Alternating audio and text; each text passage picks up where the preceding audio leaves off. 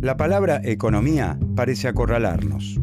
Todos los días la leemos en cientos de notas, la escuchamos en la televisión, se cuela en muchas de nuestras conversaciones.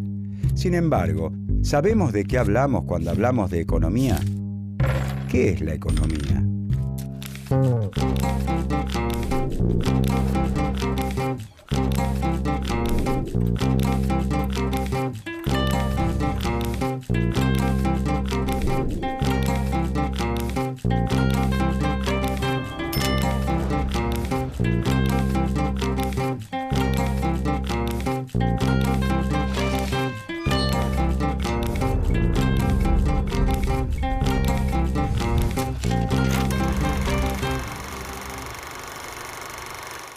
Ella es Mariela. Mariela decora en su casa los mates que ella misma vende en un puesto de la feria. Todas las mañanas carga su producción en el canasto de su bicicleta y pedalea las 35 cuadras que la separan de su puesto. Los mates que ella decora y vende son mercancías. Las mercancías forman parte de la economía.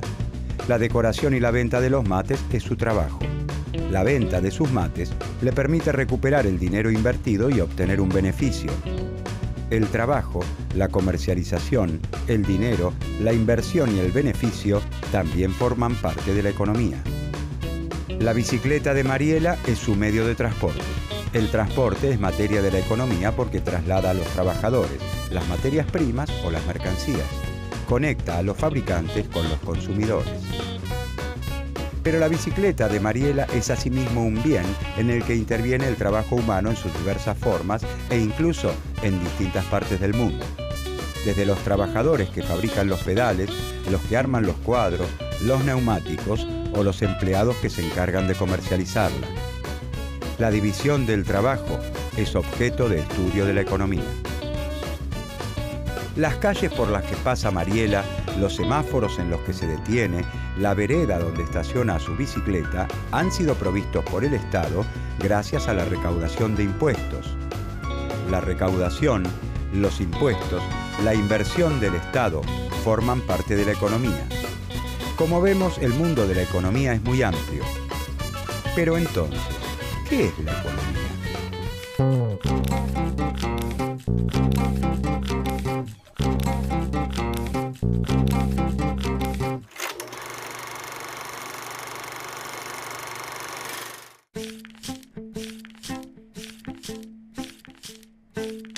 La economía es el conjunto de actividades que realizamos al producir, distribuir y consumir los bienes y servicios necesarios para vivir. En los medios de comunicación y en nuestras conversaciones aparece con frecuencia la palabra economía. La tapa de un diario nos dice que, según el ministro, la economía crecerá por sobre las expectativas. La radio afirma que la economía de Brasil es muy sólida. El panadero de la esquina condiciona la compra del nuevo horno a cómo vaya la economía. La palabra economía se refiere en estos casos a la economía nacional. Algunos de esos bienes y servicios necesarios para vivir se compran en el mercado y otros los provee gratuitamente el Estado gracias a la recaudación de impuestos. La economía nacional no está alejada de nuestra vida, sino que nos involucra siempre. Si, por ejemplo, el desempleo es alto, a muchos de nosotros se nos hará difícil conseguir trabajo, lo que implica que numerosas familias encontrarán dificultades para satisfacer sus necesidades más elementales: alimentarse, vestirse, comprar medicamentos y hasta útiles escolares. Los problemas de la economía nacional afectan de distinta manera a todos sus integrantes. Producir todos estos bienes y servicios necesarios para vivir involucra el trabajo humano, y el trabajo humano siempre es realizado en sociedad. Hasta los bienes más simples que provienen directamente de la naturaleza necesitan la participación de manos humanas para poder ser consumidos por nosotros. Si podemos tomar un vaso de leche en el desayuno, es porque en un tambo se ordeñó una vaca que alguien antes alimentó. Luego ese producto se trasladó, se procesó, se colocó en sachets e incluso alguien fabricó el vaso en el cual lo servimos. A través del trabajo, el hombre se apropia de los materiales brindados por la naturaleza y los transforma en bienes útiles o valores de uso para satisfacer sus necesidades. Los bienes que se consideran elementales para asegurar nuestro sustento han cambiado a través del tiempo y en su transformación el hombre ha utilizado siempre instrumentos de trabajo dirigidos a facilitar su tarea. Eso nos lleva a averiguar cómo se ha garantizado la subsistencia a través de la historia.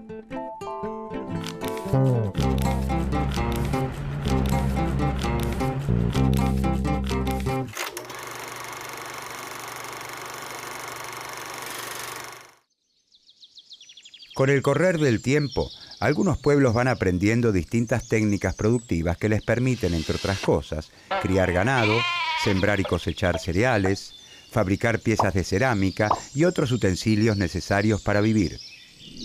Pasan de métodos pasivos, como la recolección y la pesca, a controlar directamente la producción, con el consiguiente aumento de los recursos naturales disponibles. Los pueblos se vuelven entonces sedentarios. Se instalan en un lugar para poder cuidar sus cultivos y rebaños. Así se conforman las primeras aldeas. Los avances en el conocimiento técnico y en el desarrollo de la organización social van aumentando la productividad, es decir, el número de bienes producidos en la misma cantidad de tiempo de trabajo. Esto genera un excedente de producción permanente por sobre las necesidades de la comunidad. La aparición del excedente permite el desarrollo de las sociedades. Ya no es necesario que todos los integrantes de una sociedad se dediquen a la producción de los bienes imprescindibles para vivir. Esto da lugar al desarrollo de otras actividades socialmente necesarias: el arte, la ciencia, la filosofía. Al mismo tiempo, cuanto más prósperas van siendo las sociedades y se generan mayores riquezas, aumenta el deseo de dominar y utilizar esa riqueza para provecho personal.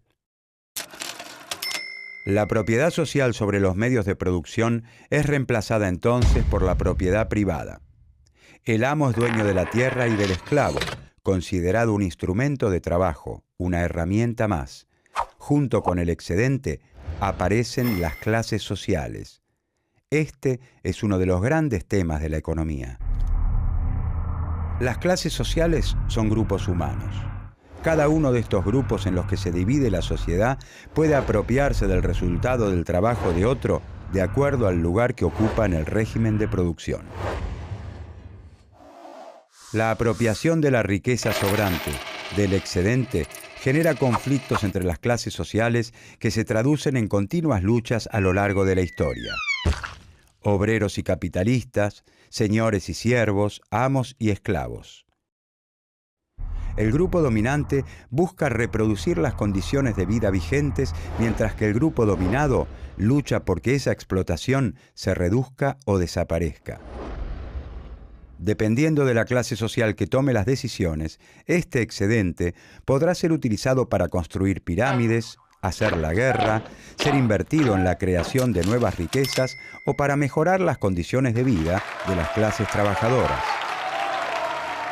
Durante la época feudal, por ejemplo, la mayor parte del excedente es consumido en forma individual por las clases dominantes, los señores feudales, para sus lujos personales y no en forma productiva.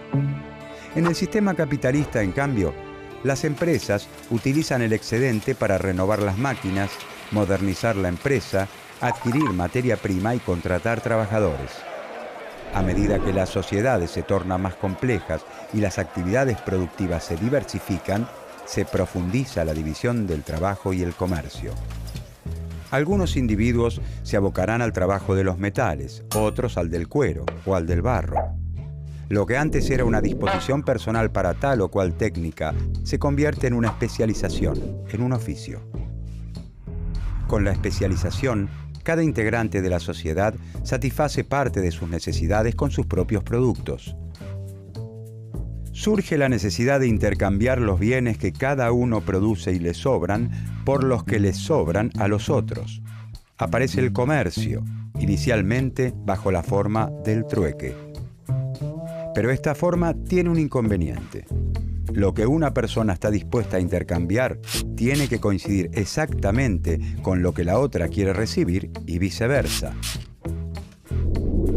El dinero resuelve este problema ya que es aceptado por todos.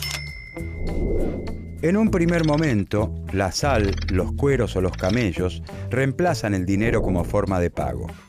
Con el tiempo se adoptan los metales preciosos, pero en la actualidad utilizamos el papel moneda. Rectángulos de papel con un número respaldados por un Estado soberano.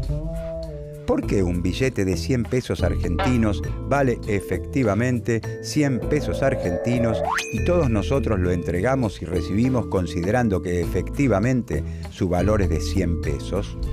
Porque así lo establece el Estado argentino, que al emitirlos les otorga respaldo.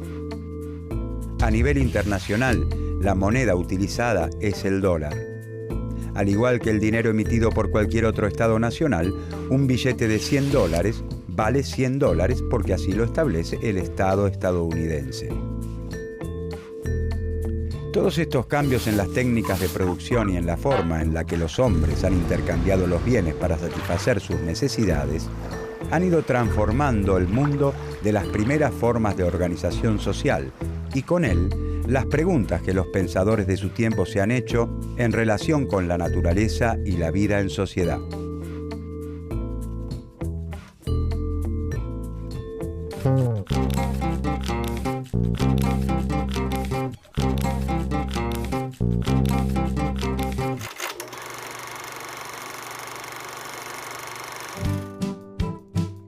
¿Cómo debe organizarse la sociedad?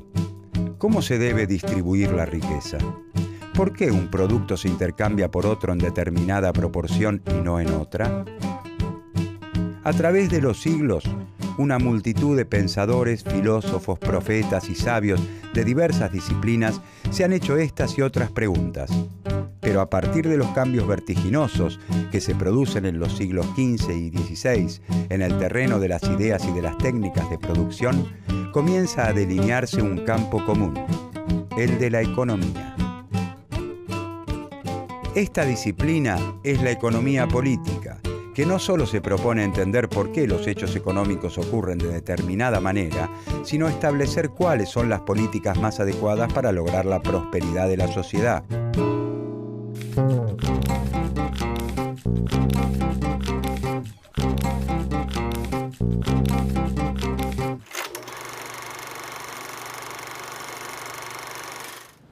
Una de las características distintivas de nuestra sociedad es que para obtener la mayor parte de los bienes debemos ir al mercado a conseguirlos pagando un precio. Cada vez son más los bienes y servicios que se compran y venden. Todo tiene precio. Actividades que antes estaban confinadas al ámbito doméstico, como la cocina o la limpieza y el orden del hogar, hoy se compran y se venden. Para el capitalismo, los productos del trabajo humano no son solo valores de uso o bienes útiles, sino también valores de cambio. Tienen un precio. Antes del régimen capitalista, la producción se guiaba por las necesidades de la sociedad. Así ocurre tanto en los pueblos, que recogen todavía su alimento, como en las que realizan actividades de agricultura y ganadería. El antiguo Egipto presenta rasgos económicos similares. Los reyes o sacerdotes que centralizan los excedentes los utilizan para satisfacer sus propias necesidades o las de la comunidad, no con la venta como destino principal. Son economías productoras de bienes útiles o valores de uso. La producción no se realiza con el objeto último de la venta. Es decir, los bienes no tienen en general la forma de mercancías. Responden a las decisiones de un faraón, rey o señor feudal que decide qué se produce y cómo se distribuye lo producido de manera tal que se asegure la subsistencia de todos. A partir del capitalismo, la producción y distribución de bienes y servicios se organiza por medio del mercado.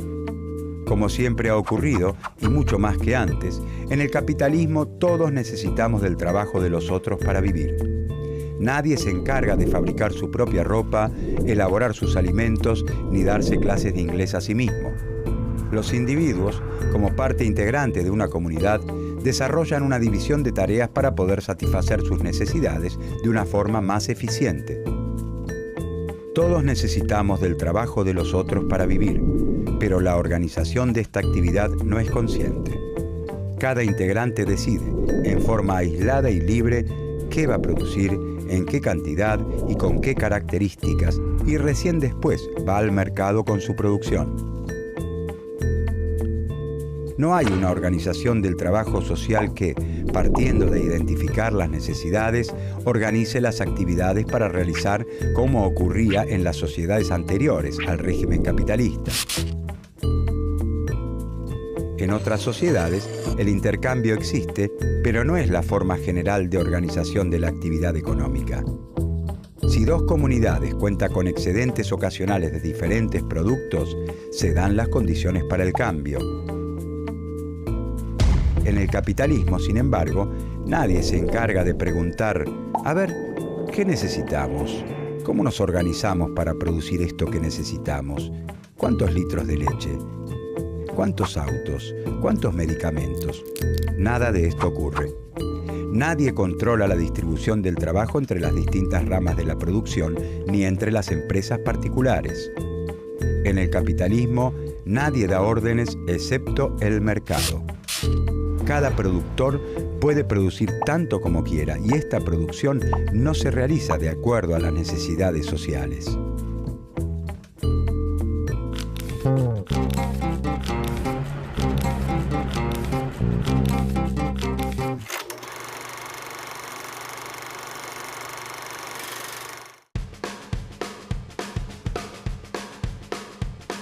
Mariela lleva al mercado los 12 mates que con mucho esmero decoró porque estima venderlos en el puesto de la feria.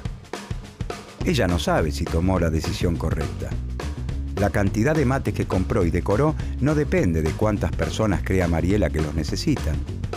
Lo único que a ella le interesa es que a los turistas que visitan la feria les gusten los artículos que ella decora y fundamentalmente que dispongan del dinero para comprarlos. De no ser así, su emprendimiento correría el riesgo de sucumbir. En el sistema capitalista es muy difícil que coincidan la oferta y la demanda de los distintos bienes, entendida esta última no solo como una necesidad, sino como una disposición de dinero para comprar. Si Mariela compró y decoró más mates de los que pudo vender, habrá dilapidado trabajo social. La capacidad de trabajo de la sociedad que utilizó en los mates no vendidos fue desaprovechada. Esa capacidad debería haberse destinado a otra actividad. En el régimen capitalista es frecuente que la producción sea superior a la demanda efectiva, es decir, que sobren muchos bienes, o que sea inferior a ella, es decir, que no alcancen. En las sociedades que organizan conscientemente la producción, como las primeras formas de organización social, este tiempo no habría sido malgastado, sino que se habría asignado a priori a otra actividad. En el mercado, esto se revela a posteriori, una vez que los bienes ya fueron producidos. En el mercado no hay un acuerdo, un faraón o un señor feudal que diga qué hay que producir. El sistema capitalista es, por lo tanto, una forma particular de organizar el trabajo distinta a las anteriores.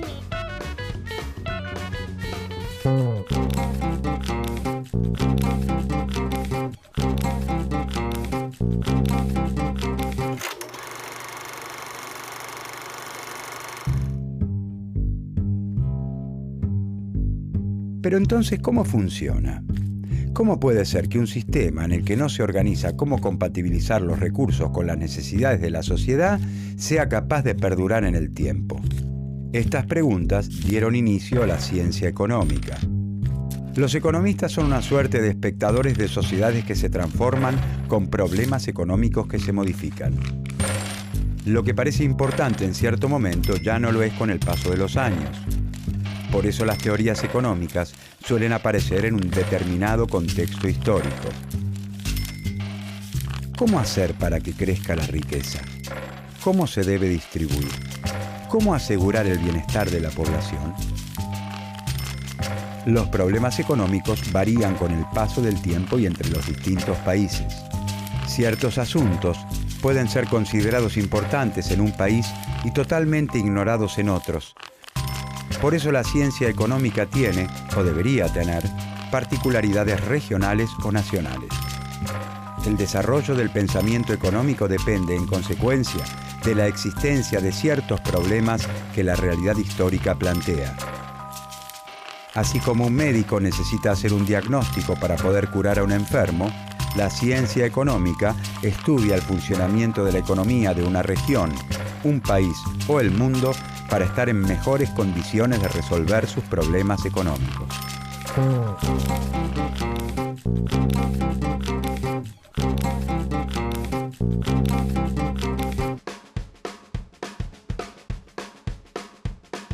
Los números de la economía parecen invadirlo todo. Sin embargo, la economía no tiene por objeto el estudio de los números. Utiliza la matemática como una herramienta, pero le interesan las relaciones sociales, porque la economía es una ciencia social, ya que las actividades de producción, distribución y consumo involucran relaciones entre los hombres y las mujeres que integran una sociedad.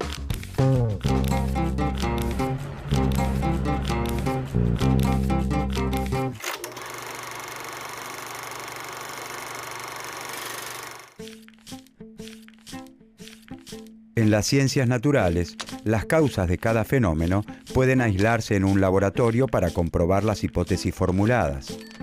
En cambio, en la economía, como en el resto de las ciencias sociales, las predicciones y los experimentos son mucho más complicados. La mirada del investigador y sus opiniones juegan un papel muy valioso.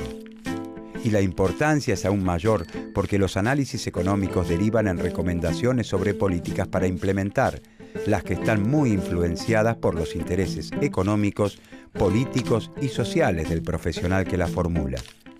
Pueden beneficiar y perjudicar a distintos grupos sociales. Por eso es muy difícil llegar a consensos entre los economistas acerca de métodos de análisis, diagnósticos y soluciones. Las opiniones sobre los impactos de una política siempre implican un juicio de valor que compromete la ética de quien las emite. En general, las opiniones de los economistas están en sintonía con las escuelas económicas a las que pertenecen.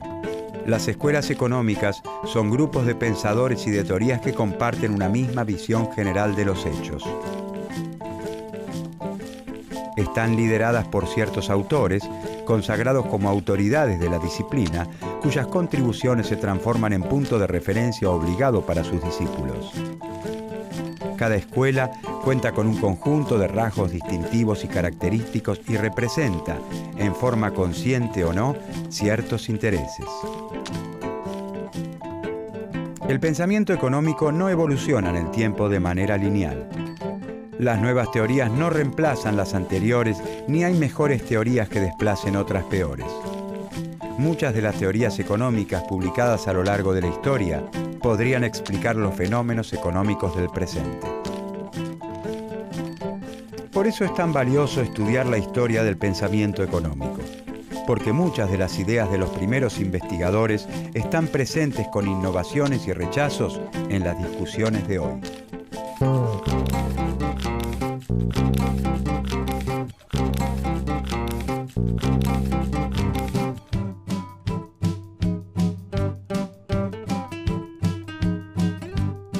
En esta serie sobre el pensamiento económico, veremos cuáles han sido los principales problemas que abordó la economía a través de su historia, cuándo surgieron, por qué lo hicieron en ese momento histórico y no en otro, qué intereses estaban en juego en ese entonces, en qué se parecen esos momentos históricos a los nuestros y qué nos aportan para poder comprender las discusiones sobre la economía de hoy.